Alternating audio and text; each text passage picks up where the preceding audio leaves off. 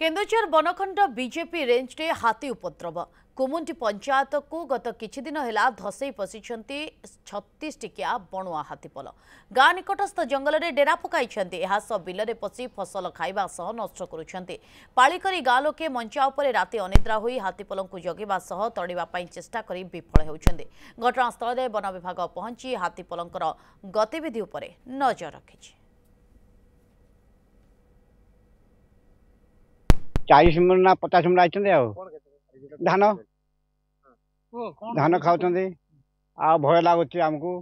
मचार ओह्ला को भय लगे जमी हाथी नष्ट कर धान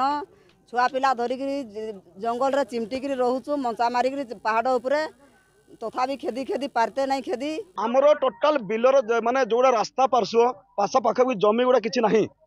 आमर गाँ मेढ़रे किसी ना माने मूर्ति गुड़ा भी फिंगी दौरान माने जो भाया टाइप रो धन जीवन नष्ट कर ना कथा आज्ञा ये जो लोक मैंने मंचारे विकल रोचे सीना एम भी माने सेफ्टी नहीं।